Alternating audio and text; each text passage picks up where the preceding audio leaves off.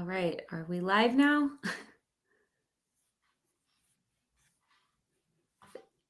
Okay, we should be live. We're testing As this far out in a as new this way, you goes. guys. All right. Can you see that we're live then on there?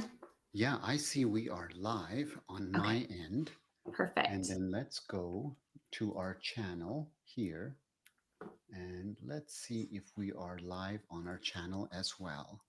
And the one reason we are not live on the channel is because it's set up, that live stream that we have set up, Michelle, Mhm. it's set up for private. Hmm. That's why. Okay, let me see. Okay, So we're not live streaming. Let's it's see. going live now. The first one was just kidding. Okay. It was set to private. Okay, we're going live. You ready? Yep.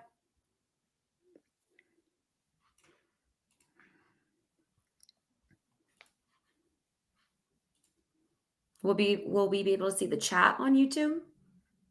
Oh yeah. Yeah, yeah.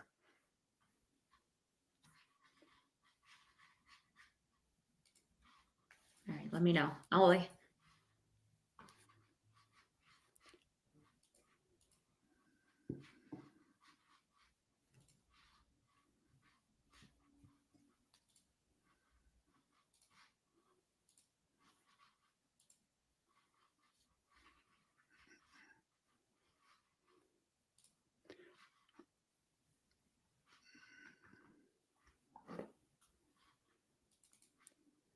You know, I swear.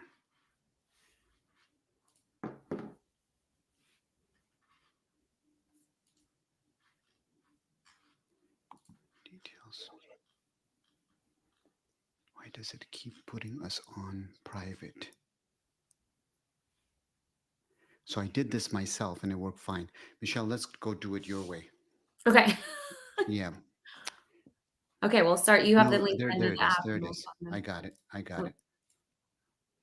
Okay, we are public now. okay. We're public. We're live. Let's make sure. I'm going to refresh our screen. All right. It shows, what does it show? Let's go to home. We are live.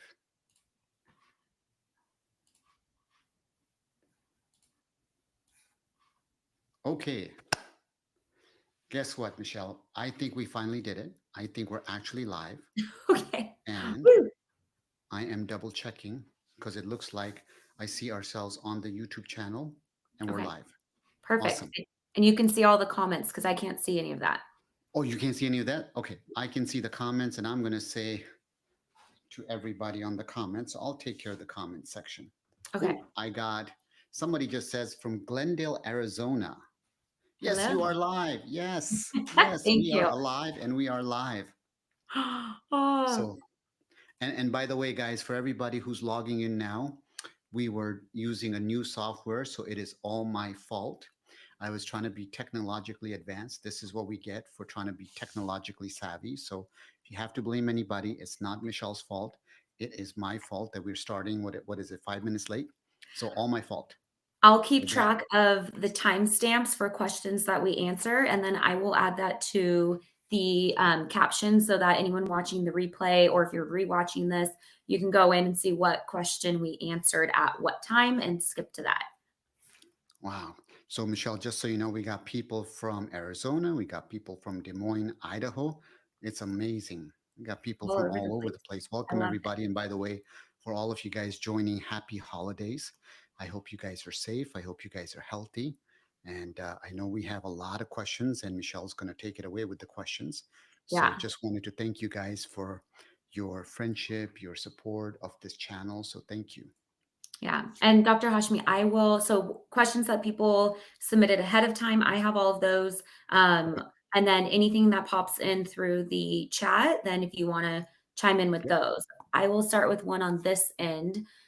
Someone asked if having more muscle mass, how that relates to the correctness of GFR. If they have a lot of muscle mass, they're the top 25% of their age group, is there a better way to estimate their GFR? Yeah, so remember, guys, when we talk about things like GFR, we're using creatinine to be able to measure. But creatinine isn't the only marker that we can do. We can use cystatin C. So each of the marker has different pros and cons. And if you look at our channels, you'll see that we talk about different ways of measuring creatinine clearance and eGFR.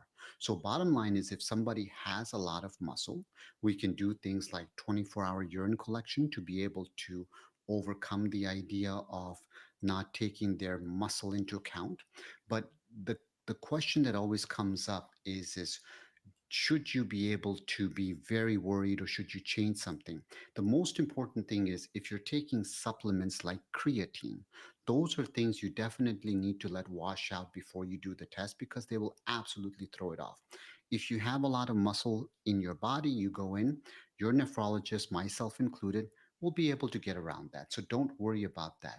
And then if I think there was something about the question, Michelle, they were asking any way to understand 25%. What was that part? I think they were saying that they're, as far as like muscle mass goes, they're in the top 25% of their age group in muscle mass. So they were just asking if there's a better way to estimate Got GFR it.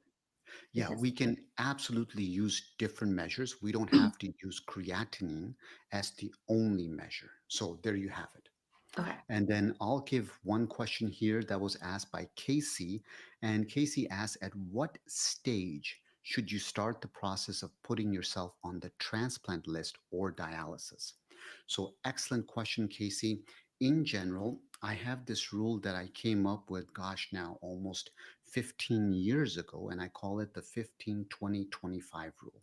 And the rule is very simple. Essentially, when your kidney function drops below 25 on the GFR, you want to start having discussions about transplant. You want to start having discussions about dialysis. You want to learn everything you can. You want to understand your options, make the decision on what type of treatment you would want to get. When your kidney function, if it continues to drop and drops below 20%, below 20 is when you are eligible to get on the transplant list. You want to be able to get on the transplant list. Remember, just because you drop once below the 20 number doesn't mean that they would put you on it. You have to drop below it two times in a row for them to consider it because all sorts of factors can affect one lab value. That's why they look for two lab values. And so that's the 20 mark. Less than 15 is where we call dialysis territory. Now, in terms of what is the number to start, basically less than 15 essentially depends on the doctor patient relationship. It will depend on symptoms. It will depend on quality of life. It will depend on how much swelling there is or shortness of breath, etc. So, all sorts of things, including electrolytes, blood pressure, and those things will determine. For example, we have some patients that get down to 17, 18, but because they have so much uncontrollable fluid, that we end up starting dialysis early simply because we are unable to control their fluid otherwise. In other cases, they're doing so well that even though their GFRs are down to 9 or 8, we have been able to use a very low protein, high fiber foods, a combination of both to create lots of short chain fatty acids in their diet, to reduce the formation of what we call uremic toxins. And as a result of it, we've been able to keep them functioning well and not have to start dialysis. So it is patient dependent. And I never tell my patient that there's a specific number, but it's 25, 20, 15 as a good way to understand it. Perfect. And Dr. Hashmi, to add to that, because this is something that I hear a lot, is people who are very stable and doing a lot with their diet and lifestyle, maybe in that, 8 to 12% kidney function range. I feel like sometimes they're scared because their doctor's wanting to send them to get a fistula placement or go to education for peritoneal dialysis. So is there any like risk or benefit? Can you talk about that for getting a fistula placement if you might not start dialysis for months to a year, depending on what you're doing with your diet and lifestyle? So, when we go below 20, we actually put the fistulas in. We actually go ahead and put the PD catheters in. And a lot of patients ask me this question and they say, but why? Why do you want to go ahead and do that if I'm not going to be starting? Look, I'll do everything you ask me, doc. I'll, climb Mount Everest 2 times backwards if you ask me. Here's why. You have essentially four big lifelines, and the fifth one is your belly. But you have your arms, right and left, and you have your legs, right and left. Those are your four lifelines. And then you have your belly for peritoneal dialysis. If you run out of those five lifelines, game over. We do not have any other options left. So the reason we talk about using fistulas and putting them in is because they take a while to mature. So if you end up needing dialysis and your fistula is not ready yet, we end up having to put in catheters. And when we put in catheters, they can scar up the vessels. And when they scar up the vessels, not only will it cause that vessel to close up, it can actually make it so that you can't use that entire side anymore for future vascular access. So if I go ahead and take away your entire access, remember, five lifelines, right?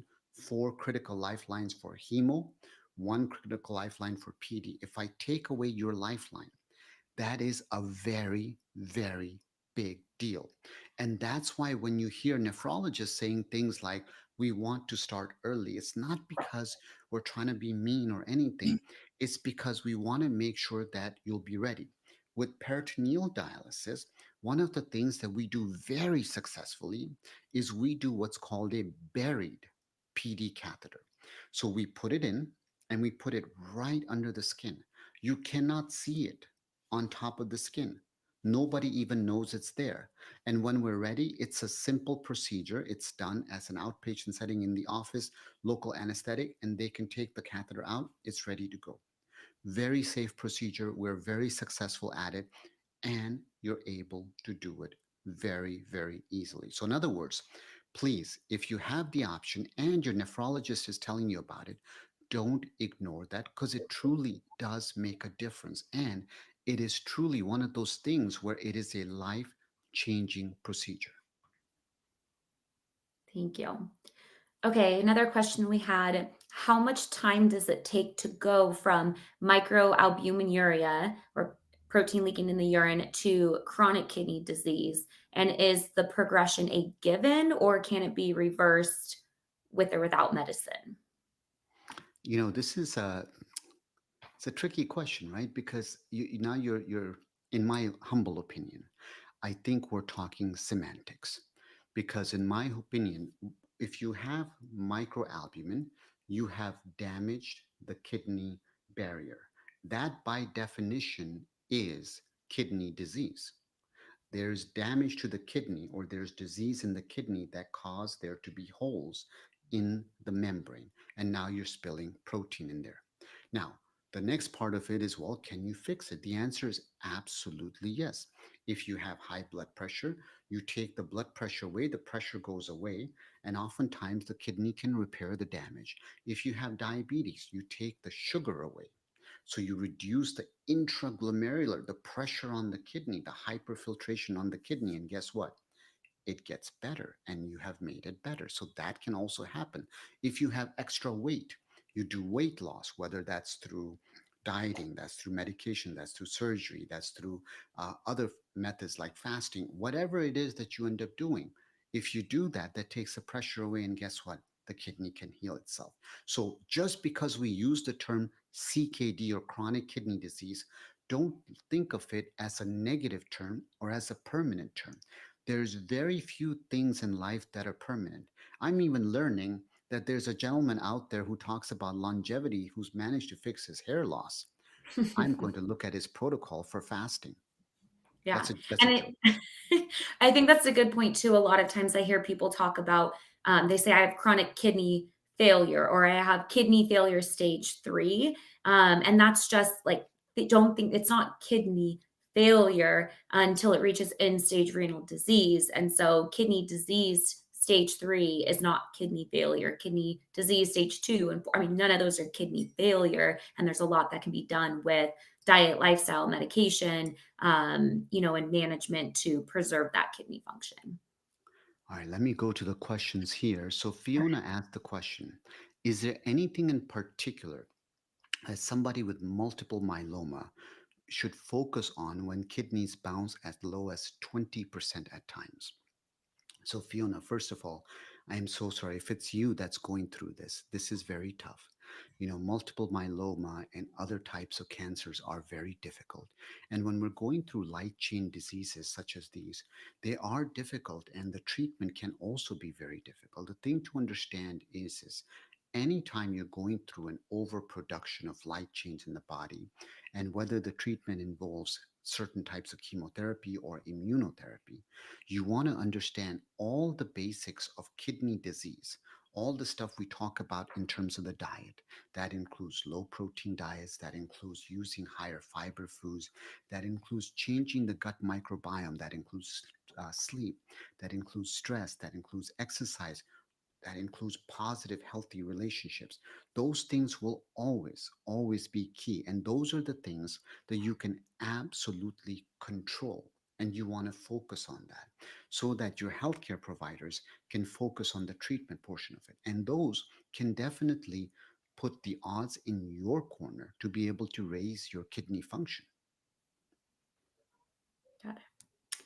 Any other ones in the chat you want to address right now? Oh, Do you want me yes. to? Let me ask another question, or let me ask I another didn't know if few. we're getting a whole bunch of them, so we'll do No, one no, more of those. there's only a couple of them. So Cool. there's one more. Casey asked the question was I've read that CKD patients shouldn't take vitamin K. Is that true or is it safe? I know Dr. Hashmi has recommended vitamin K. So let me make sure that everybody's clear. I haven't recommended vitamin K. I have recommended vitamin K2. Words matter and specifics of words matter. And not only have I said vitamin K2, not all vitamin K2s are equal. So specifically, it's vitamin K2 of the MK7 subtype. MK7 is the most bioavailable version. That's why you should take MK7. The reason vitamin K is so good is because of its ability to be able to take the calcium that gets absorbed with vitamin D and deliver it into the bones instead of letting it get deposited inside your blood vessels. So it's essentially taking some of that calcification, getting rid of it, and making sure that the calcium is going where it should be, which is more inside your bones. So that's K2 MK7. K1 is a different story altogether. Remember, if you're on blood thinners, you don't want to be taking K1 because you can cause blood clots and die. So before you decide to take quote unquote vitamin K, it is incredibly important that you talk to your doctor. Number two is there is no standard dosing when it comes to vitamin K2. Vitamin K2 is a relatively new phenomenon. In fact, every single time you look at a multivitamin, multivitamins do not have vitamin K2. What they end up having is K1. So be very careful when you're looking at the label of vitamins because vitamins will more likely than not just include K1. K1 is far cheaper than K2. All right. Next question on here. Is there any correlation or connection between naturally occurring hard tap water, mineral wise? So as far as the amount of calcium or magnesium, so any correlation between that and developing calcium based kidney stones? That's the first part of their question, and then after that, they're wondering if there's anything they can do to prevent kidney stones besides from drinking a lot of water. Yeah, so the answer is I haven't read of any data that supports this. So if you guys have any data, I would love to see it, but I read a lot of papers and I haven't come across anything that says in terms of just tap water. In fact, when you look at the analogy of forming stones, what causes stones to form? The idea behind stones is very simple, is if you look at a pond will form stones because debris will tend to stick together, and that's how you form stones. A stream can't form stones because the debris keeps moving. So, in order to prevent stones, literally 90 to 95% of the treatment to prevent stones is to drink 3 liters of water per day. And while you guys are talking, I'll pull up the water recommendations because I think it's a fascinating recommendation in terms of how much water we should be consuming. So, this is the official recommendation, by the way, from the US National Academies of Science, Engineering, and Medicine. Did you know? This, I was so shocked. I didn't believe it when I read this. Did you know that their recommendation for daily adequate fluid intake for men? Michelle, take a guess because I got this completely wrong. I was so wrong on this. How much do you think that these guys are recommending for fluid intake for men? Just adequate, like the Uh minimum you need, huh. not related to kidney Yeah. stones, Yeah. Just yeah. 32 ounces a day. Okay. So they're recommending 3.7 Oh, liters of fluids a day for men, 2.7 liters, which is so 15 and a half cups of fluid a day for men, 11 and a half cups for women.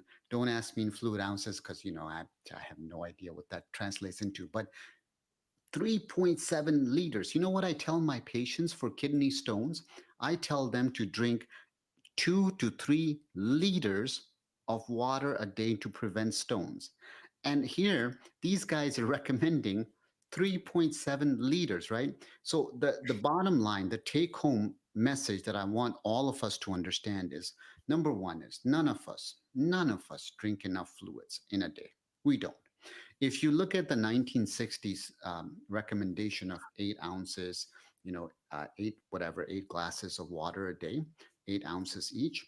The second part of that statement was that the majority of that fluids that they were talking about actually comes from food. So, in other words, it wasn't 8 ounces, 8 glasses a day. It was that volume, you would get most of it from food. That was it. So, most people were okay drinking when they felt thirsty. The problem with thirst is as you get older, your thirst is the most unreliable mechanism you have. And I hate to use the word older because I'm getting older, so let me just say, as you get wiser, thirst is not a reliable indicator. So you really want to find something that's a better indicator, which is you want to have some recommendations. But the point here is if you want to prevent kidney stones, you really ought to be drinking at a minimum of enough to make 2 to 3 liters of urine a day. Not drinking water, but 2 to 3 liters of urine a day. Period. and there's other things like, again, because this person mentioned calcium oxalate stones, everyone jumps to like oxalate and even jumps to calcium, but other things just in general for kidney stones besides the hydration is low sodium diet, Mhm, limiting added mhm. sugar, not having excessive animal protein, and then having enough alkalizing fruits and vegetables in the diet. And so those are all things that kidney disease or kidney stones that people can be doing to help their kidney health. So, 100% yes. Yes. okay. Let's see. Oh, this was a good question. They said, is regular sodium bicarbonate just as good as prescription? How much would be equal to a 650 milligram tablet? Oh, that's a great question. The challenge there is when you get the prescription tablet, it's got to go through all these safety testing. So it's got to be pure. That's the only reason whenever we need our patients to get it, we end up making sure that we're giving them the prescription because we can rest assured that it's safe, it's tested, what we're giving them is what they're getting. That's the sole reason. It's not because anybody's going to make any money off sodium bicarbonate. It's like pennies, but it's only because from a safety perspective, we can rest assured. Perfect. Let's see. I got a few more questions now coming in through the chat. Let's see.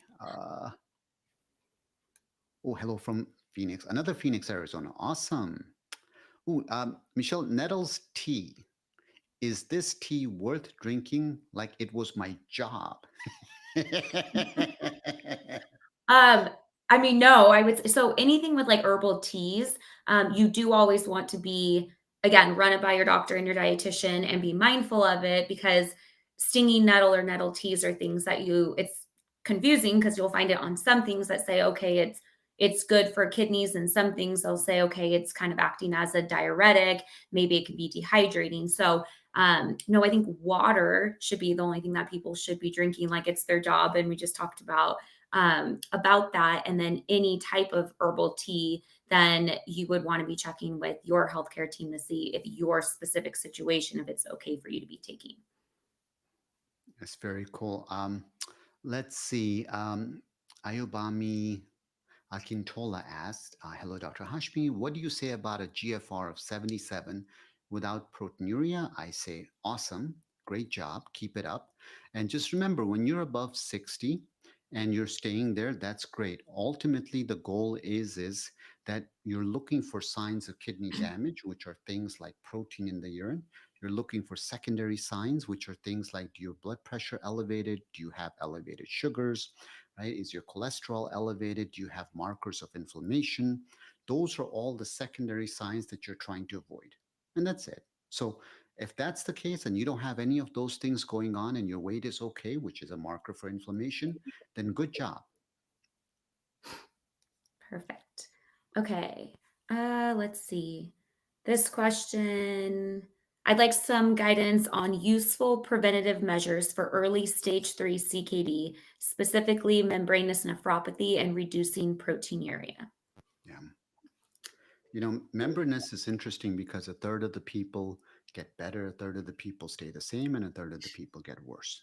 That's the general rule of thumb that exists that we tell people. But what you want to understand is with kidney disease, you know, it's going to sound like we're a broken record, but it's only because it's the same advice for all aspects of kidney disease. Lower the inflammation, lower the secondary aspects that are going to add to it. With membranous, we have to find other ways to be able to treat it. Some people need immunosuppressants. If you're somebody who needs it, we want to make sure that you get on it early if that's the case and you are there, because of the fact that if you're somebody who's not getting better to traditional treatments, which is things like RAS inhibition, you know, the enalaprils or ACE inhibitors, the ARBs or aldosterone antagonists, those are some of the stages. Then we now have other things such as the SGLT2 inhibitors we can use. If you're not getting better with the standard treatment, then your nephrologist will talk about immunosuppression. And if that's the case, you definitely want to think about going down that road, because of the fact that if you need it, you want to take care of it before permanent damage sets in so we can reverse it. Let's see. Diana Warner said, uh, plant based, half your body weight in ounces is what I was recommending. I think they're Okay, talking about for fluids. I So see. a I lot of see. times the recommendation would be, let's say you weigh 150 pounds, then you should have Uh-huh. 75 ounces of water a day, which that I think that is a general Uh-huh. recommendation that people can go by. And again, though, someone's sweating more, they're exercising more, um, other situations, then they might need more or less as well. Awesome. Awesome. If it works for you, go for it. Let's see. Does multiple milk of calcium kidney cysts in both kidneys mean polycystic kidney disease? Okay, so guys, polycystic kidney disease is a criteria that's based on the number of cysts that you have at certain ages. So that's all it is. So if you have a certain number of cysts at an age group, that's how we diagnose the likelihood of having it. We look at the genetic history because polycystic, especially autosomal dominant polycystic kidney disease, runs in families. So, of course, if you have a family history, there's genetic testing that can be done, but the diagnosis is a clinical one that can be looked at based on the number of cysts you have. Okay. Uh, Yamato Forever said, I don't know, half your body weight is good. What if you weigh 400 pounds? I mean, it's kind of one of those, you can always use an adjusted body weight, but I mean, again, not if someone has a larger body mass and depending on what they're doing, then they might need more water. So, but yes, I mean, do it if someone's super tiny or, 400 pounds, these are rule of thumbs that should always be adjusted based on individual situations. Great point. Okay. It looks like people are really starting to ask a lot, but Awesome. Michelle, go for it if you want to ask another one from the question list, and then maybe I can ask a couple more from the chat. Okay, perfect. This one said they've been working on weight loss because they know it helps their kidneys. They've lost around 30 pounds. They need to lose 60 more, but they feel like they're at a standstill. They're following a plant based diet, doing intermittent fasting, they're doing aerobic exercise with weights, but they feel like their clothes is fitting looser, but the scale is not moving. So, what do we have to say about that? Got it, got it. So this is an important topic, guys. The first is sometimes people are trying so hard that it becomes frustrating. And what happens is we've done studies where some of these studies were done overseas for obvious reasons, but they basically lock people up inside labs for 2 weeks at a time, and they'll tell them silly things like, we're testing to see how well you do math problems for 2 weeks. And they have cameras everywhere and they're watching everything they do, and the participants know that their cameras are there. And then at the end of 2 weeks they basically ask them to say, okay, well, fill out these surveys and tell us exactly how much you ate. And so it's a fascinating thing. On average, patients underreport what they ate by 30%. 30, that's average. And on average, patients overreport how much they exercise by 30%. Now, this is not to make anybody look bad, feel bad, or anything like that, but this is to say that when we put people on a weight loss program, so I do this as part of my job, I do it every day. Back in the day when I used to be a personal trainer and I would have clients of mine that were getting ready for different competitions or different shows where they needed to have the exact weight and show up in sort of the best physique of their life, and every aspect of them mattered, you know, they had to weigh their food.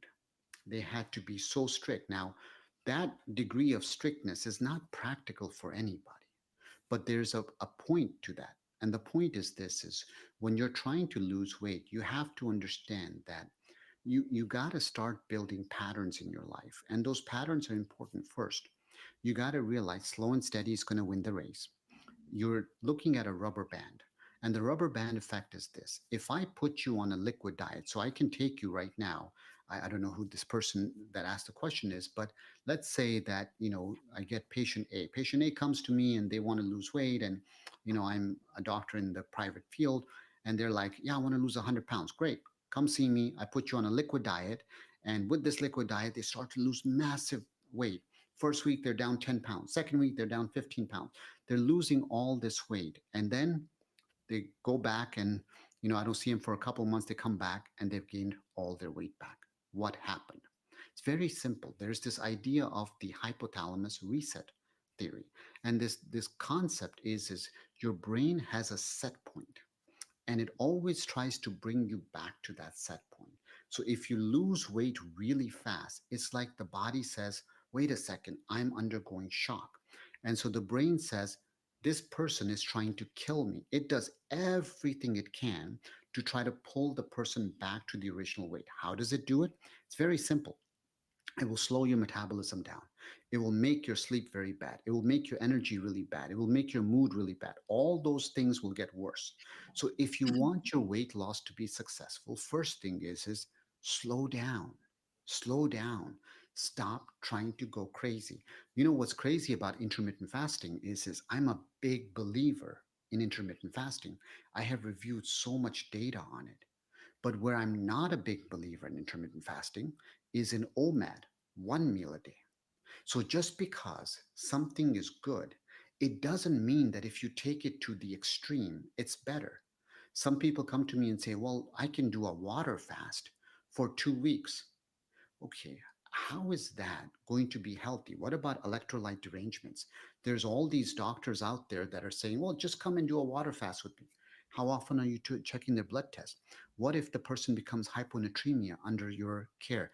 They have a seizure, coma, or worse yet, they die under your care because all you're literally doing is trying to do just a quote unquote water fast. That's a very dangerous thing. How are you measuring the electrolytes? You're not doing that. So if you're trying to lose weight, first thing is don't follow the hype about boosting metabolism. The number one way to boost metabolism is to do exercise. What kind of exercise?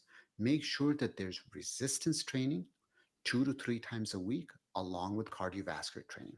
Your resistance training is to burn muscle, which is going to be your turbocharged mechanism 24/7, trying to burn fat, trying to consume energy all the time. Your regular training that you're doing, whether it's high intensity interval training or it's regular training, it's going to help you to make sure that your metabolism doesn't come crashing down. As you think about your diet, all diets work. Pick the one that's sustainable. A safe weight loss is trying to go for no more than about a pound and a half a week.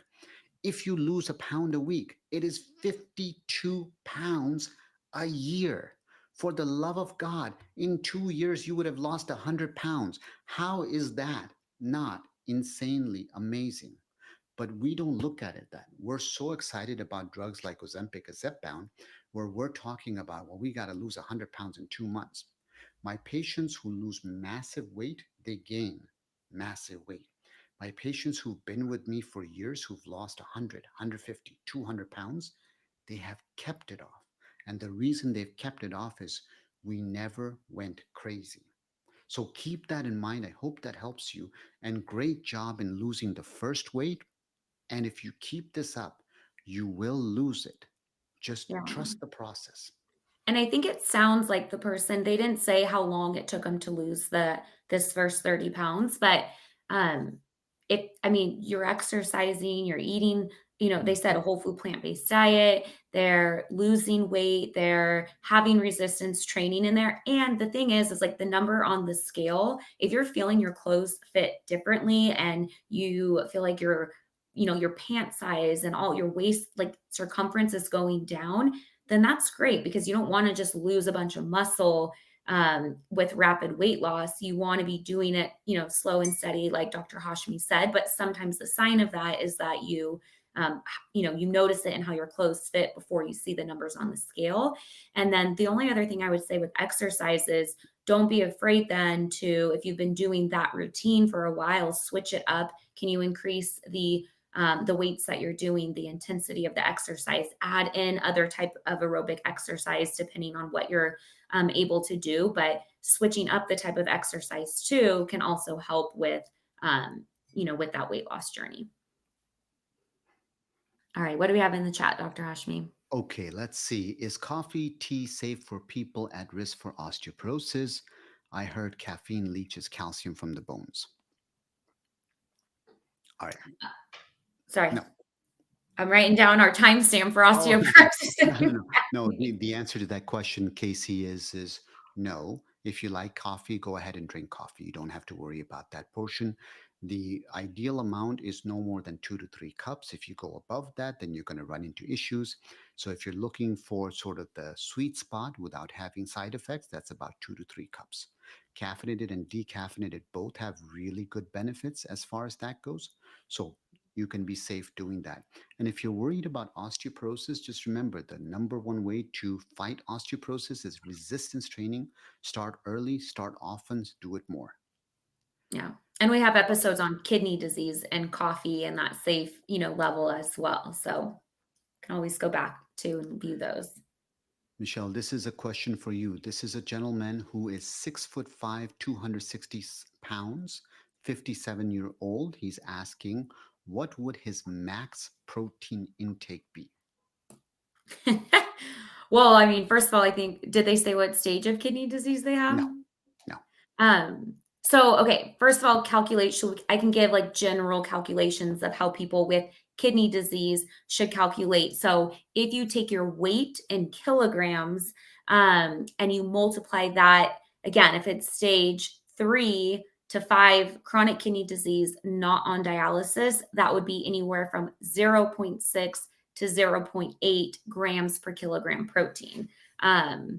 What did they say? They're 265? Let's see. Gosh, too many questions. it I think it was 265. But anyway, that's about 260. a Yeah. hun that's about 120.4 kilograms. So then you look at, okay, that could be anywhere from 70 maybe to like 95 grams of protein. But it also depends on if you at 265, I mean, this is obviously a tall person, but and depending on muscle mass, but if at 265, are you in a healthy weight for your body type? Are you overweight? If someone is overweight or obese, then they might need to use an adjusted or ideal body weight.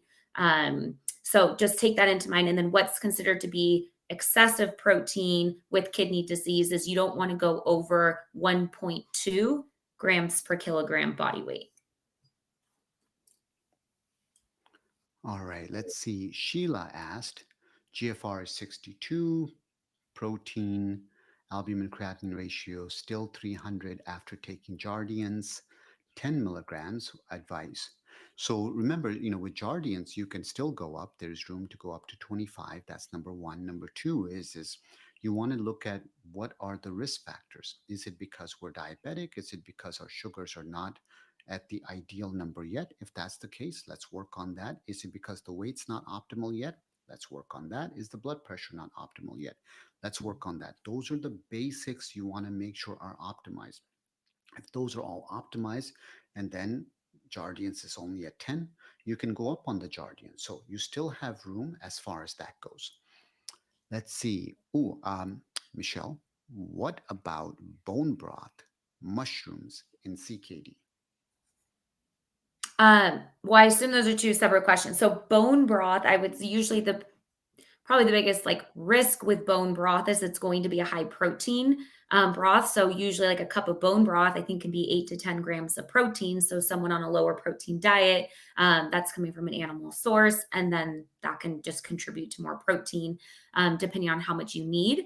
As far as are they asking about mushroom broth? No, it just says mushrooms, just mushrooms. So, I mean, mushrooms usually are moderate in potassium. Mushroom broth that you make yourself, I think, I mean, again, usually they're very salty and high sodium if you're buying it at the store. I don't have any, problem with people having mushrooms, but just knowing that they are a more moderate potassium uh, I guess they're fungi, not technically a vegetable. So you'd want to know what your potassium needs are, and then you can fit them into your diet. And then just keep in mind, mushrooms are kind of like leafy greens where they cook down, like so much water is lost in cooking. So a half a cup or a cup of cooked mushrooms is very high in potassium because it's a very large portion of mushrooms that you need to cook down into that amount. Where if you had a cup of raw mushrooms, it would only be, 200, 300 milligrams of potassium. All right, let's see. There is advice for people who need to lose weight to reduce protein. What about people who don't have weight issues? How do you increase weight? Will low protein diets still work? So, in other words, if you want to increase your weight, do you still able to eat a low protein diet? Yes. So typically, if you think of our three macronutrients, we have, protein, carbs, and fat. So if we're restricting protein because you have kidney disease, you have to go up in carbs or fat or both. So depending on the person, usually a whole food plant based diet is going to be higher in total carbohydrates, but it's also a lot higher in fiber. So it's not that people are having these blood sugar spikes, it's that they're getting more fiber, more calories are coming from carbs and less are coming from protein. And then some people who might have a tighter potassium restriction, that's where it could be a little bit trickier, where we might have to go up on the fat. And again, the type of fat that we do depends on the potassium restriction, but we'd ideally want more unsaturated fats, things like avocados, nuts, seeds, extra virgin olive oil, instead of obviously, saturated sources of fat. So definitely ways to do it, but you can't have a low protein, low carb, low fat diet. Otherwise, that's very low calories, and someone who needs to gain weight wouldn't be able to gain weight. Um, let's see. We got a lot of questions now. So, what is the relationship between cholesterol and kidney disease? Why does CKD cause your cholesterol levels to rise? So, It's a bi-directional relationship in that cholesterol will cause CKD. CKD will also make cholesterol worsen. It has to do with inflammation in the body. Guys, once again, inflammation is the underlying condition in so many diseases.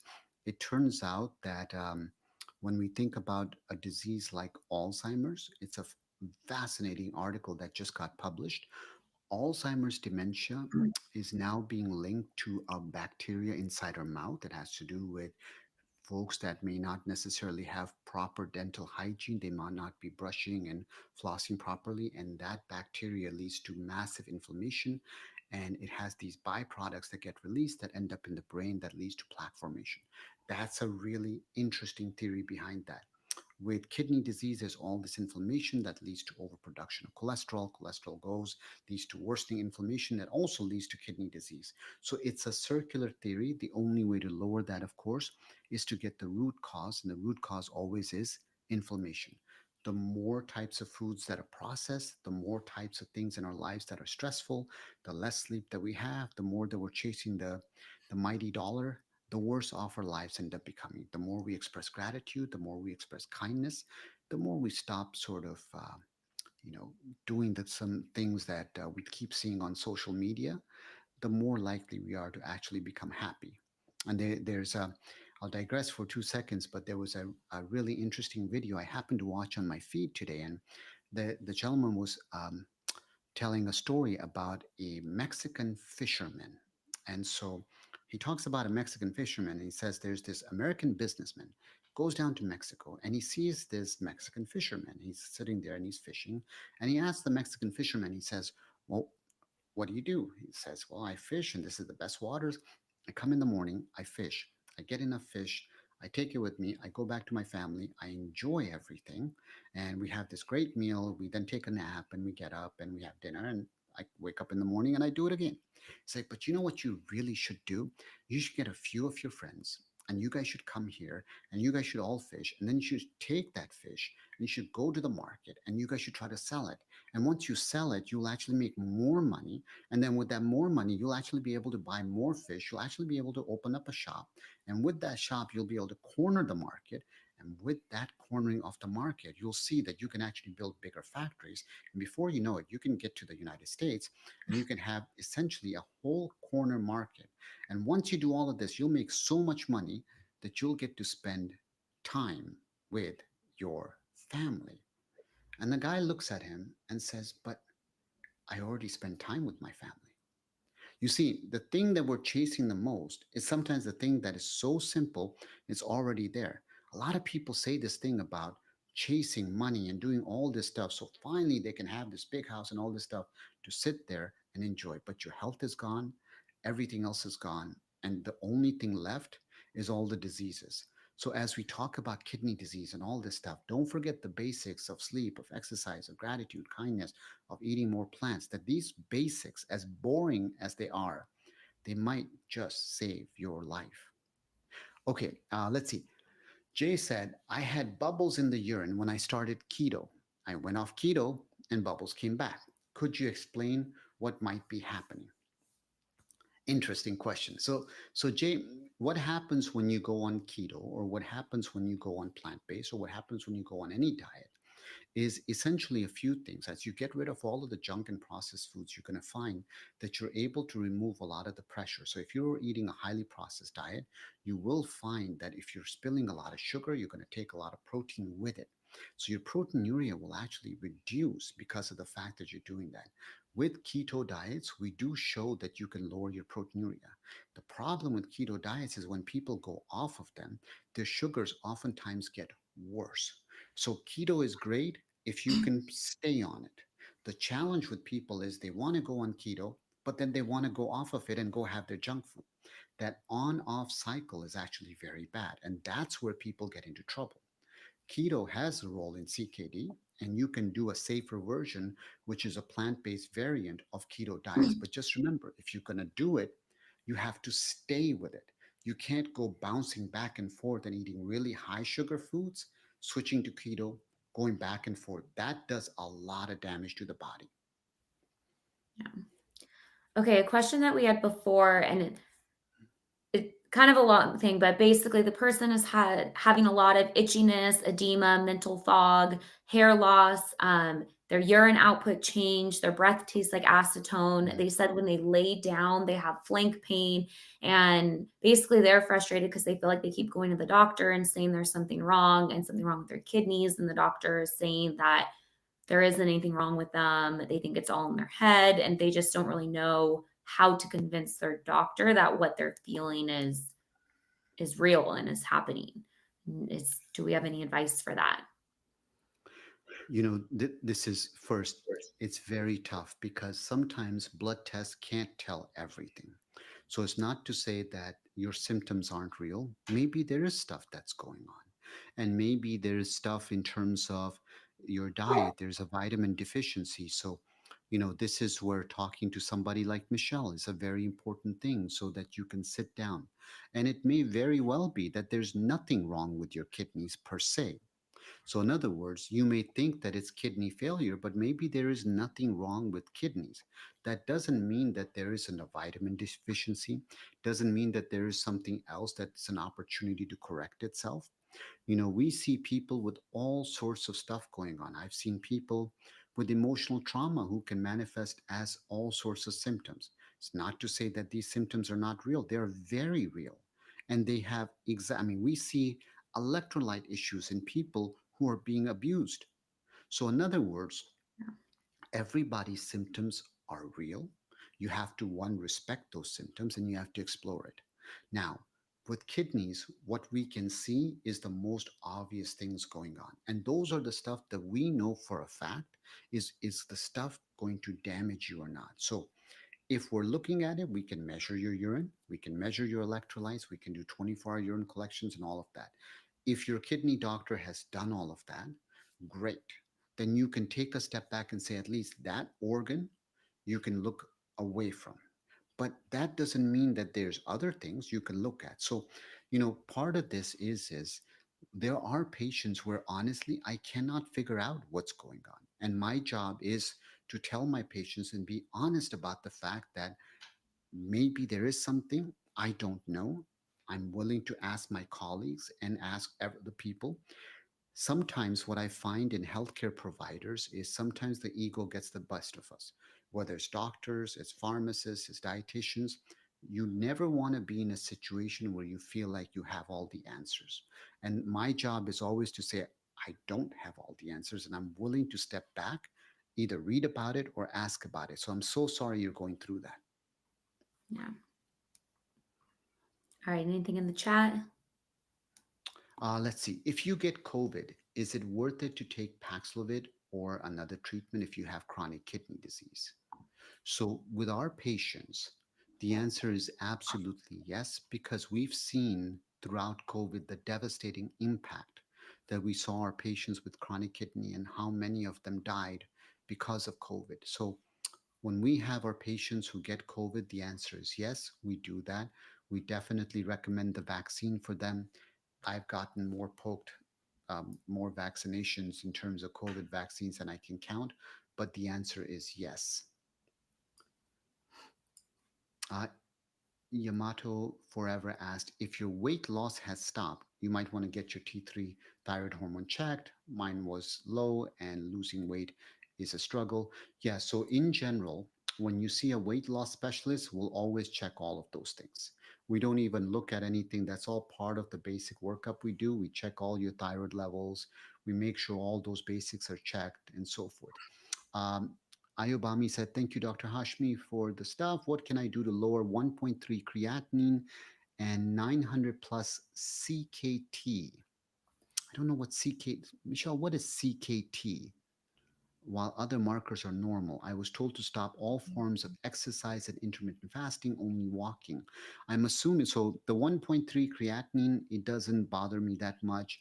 The 900 CKT, I'm guessing you're referring to some kind of either albumin or microalbumin or protein in the urine or something to that regards is maybe what you're referring to. But, you know, Oh, when they're we look at, creatine kinase, maybe?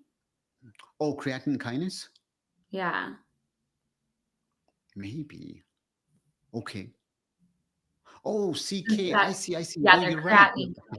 Yeah. You're so smart. You're so, see, this is why I have Michelle, because she's way smarter than I am. I just looked it Yeah. up. So if you, okay, so if you're breaking down muscle, then absolutely, yeah. If it's CK, so if your CK or creatinine kinase is higher, then we do need to check, because the first thing is absolutely we would tell you to stop working out, and we would repeat it, and we would check it first thing in the morning when you haven't worked out, so that we can rule out any form of exercise. We would look at your medications to make sure it's not causing any sort of rhabdo, which is muscle breakdown, as a cause of it.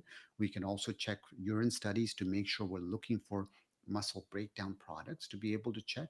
So the answer is there's a lot we can do, including things like even more invasive, like muscle biopsies and so forth. So there's a whole workup we can do. But generally speaking, it's about tracking those values to see, are they getting better or worse after you end up stopping all forms of exercising, and we end up seeing, is there a change in that number? Thank you, Michelle. All right, coconut milk makes me nauseous. Is this normal? That's the first part. I don't know. I mean, I would say I haven't necessarily heard of that making someone nauseous, but I think anything that someone dislikes, the smell or the taste or the texture, maybe the thickness of it, that might make you nauseous. So, I mean, whether it's normal or not, if it makes you nauseous and you don't like it, then I wouldn't drink Yeah. it. Yeah. I mean, the only thing I end up doing is almond and soy milk. I haven't done coconut milk yet. I've done MCT oil, and I can tell you, MCT oil will definitely make you nauseous, guaranteed. And it will make you go to the bathroom a lot. MCT oil is one of those things that if you have migraines, it's a lifesaver, but boy, oh boy, for everything else, it does affect it.